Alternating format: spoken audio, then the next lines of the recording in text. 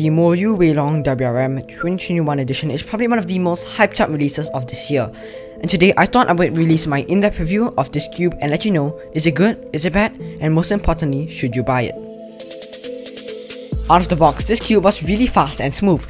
It had a kind of hollow and quiet sound similar to the Tengyun version 2, which I really liked. However, the speed was slightly uncontrollable out of the box, and I knew I had to slow it down in order to be able to use this properly. The tensions out of the box were also not ideal, being a bit too tight for my liking. I ended up loosening it by 180 degrees, which reduced lockups and also improved the corner cutting quite a bit. Next, onto some basic stats. This cube is 55mm, which is slightly smaller than the original WRM and the WRM 2020 edition, which are both 55.5mm. This cube is 80 grams, which is a moderate weight, not too heavy that it affects performance, and also not too light that the cube feels flimsy or uncontrollable. This cube only costs $29 at Speed Shop. Now if that still sounds quite expensive, you can get it for even less. How?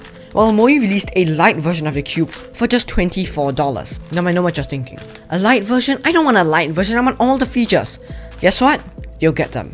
The only difference between the original version and the light version is the packaging.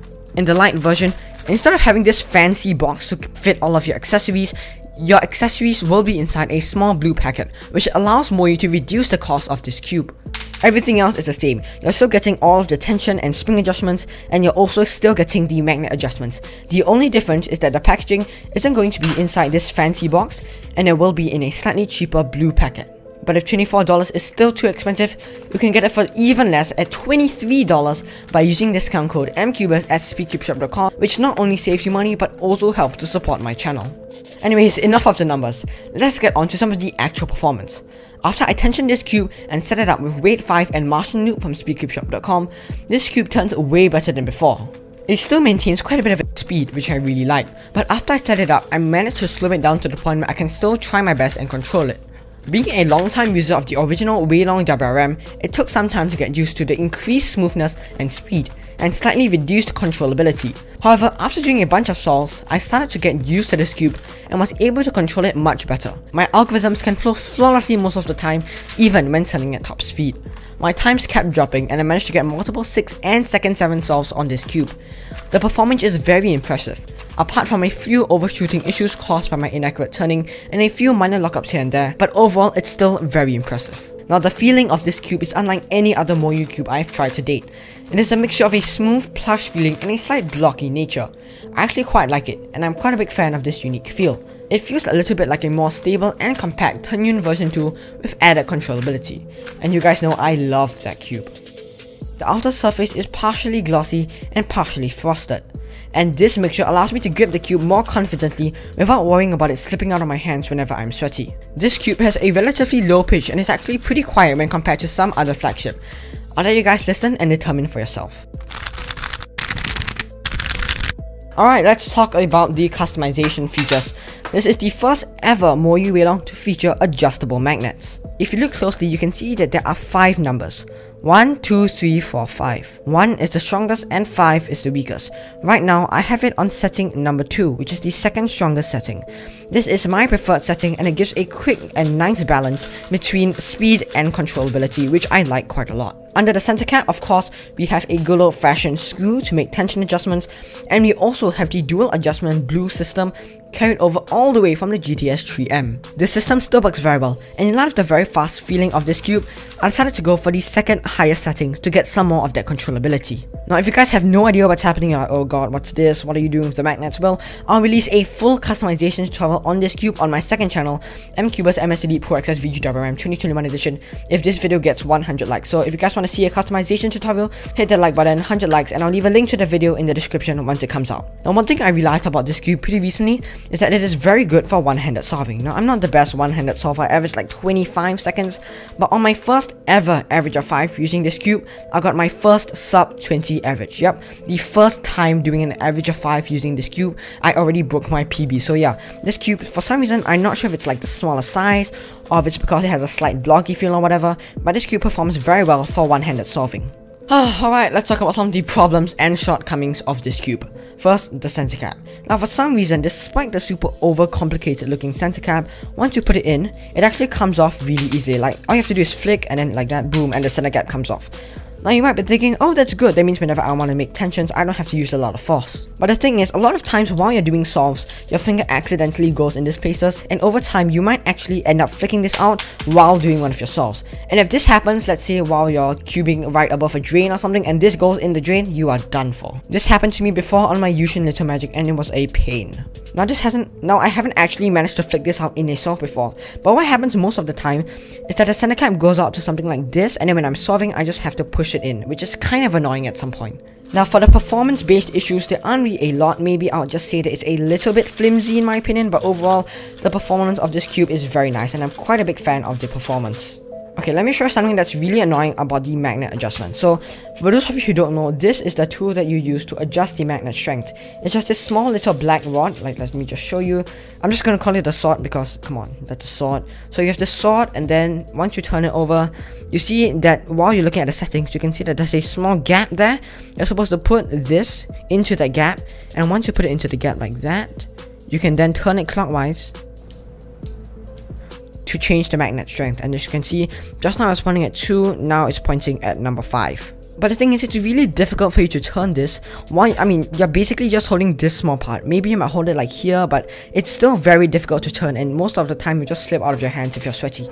So to fix this, Moyu gave you this. So this is basically a hit from the screwdriver, but it was empty, and you're supposed to put these black tools, you're supposed to put the swords inside this hole, and then you can use this tool, and then you can adjust the magnet like this, which is way easier. But here's the problem. Once you put this rod in, and then you put it back over here, you try and close the box, just close the lid like that, and oh no, it doesn't close. Yep, this is way too tall and you can't close the box anymore. Now I think what Moyu wanted you to do is they wanted you to push until this black line touches the blue thing, but that's really difficult. Like I pushed in with a lot of force and it's still like this. But here's the problem. Why would Moyu give you 4 of these? I'm assuming it's because this is quite thin and it might break. Now here's the thing. If this breaks, now you might be thinking, okay, just take this out, replace it with the new one, right? Nope, you cannot take this out. This is insanely difficult to take out. And this isn't even pushed in all the way.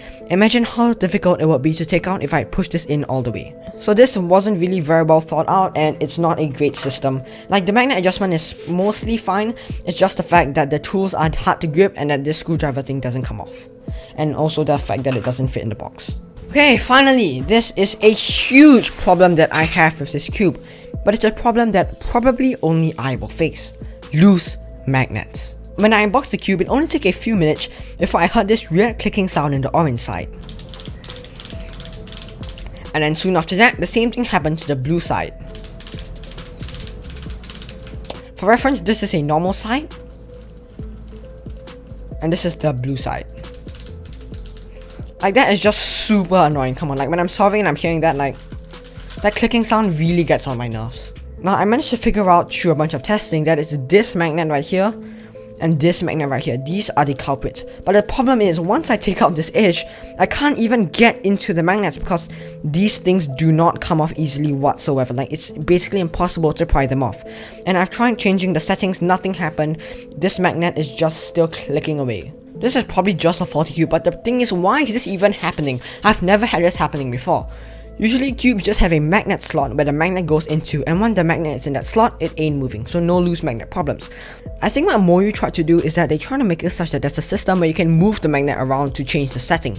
But what happens here is that since there's the extra free space to move, chances are it will become dislodged and result in this annoying clicking sound. I've never experienced this before in any other cubes. Like, I've been using this WRM for like 2 years. I've dropped it like hundreds of times and there's still no loose magnet problem. This cube I've had for like, what, like a few days, and listen to that, like a few days, and it's already got a really annoying clicking sound. Now chances are you won't get this problem. Instead of your cube sounding like this, for like, I'm sure for like 99% of people, their cubes will sound like this. Like I've asked a bunch of my friends, none of them seem to have any issues. But this is just something to keep in mind. And as an honest review, I thought I would go over everything about this cube, whether or not I liked it. Now compared to the WRM 2019, I feel like this cube is a little bit more flimsy, but it brings more speed to the table. Like this cube allows me to execute algorithms at speeds that I have not been able to reach on the WRM 2019. As for the WRM 2020, I don't really like that cube. I feel like this cube definitely feels a lot better. Like this cube is much more soft and plush feeling than the WRM 2020. Now for the GAN 11M Pro, these two cubes are actually quite similar, but I do tend to get a little bit more lockups on the GAN 11M Pro, even after I put the GAN on the strongest settings for like the tension and stuff. Now is this cube gonna be my main? For one-handed solving, this is definitely my main. For regular 3x3, I'm still debating between this and the WRM 2019, but chances are this new cube will become my main. This is a great cube apart from a few small shortcomings, and I would definitely recommend you guys try it out for yourself. If you guys want to buy it, the link will be in the description below. And if you guys enjoyed this video, please do consider supporting my channel by using the discount code MCuberzz when you check out at speedcubeshop.com, which not only supports my channel, but it also helps you get the WRM 2021 for a cheaper price. Alright, so that's it for today's video on the WRM 2021. Don't forget to like this video if you guys want to see a customization tutorial, and subscribe if you haven't already. Thank you so much for watching, and I'll see you guys next time.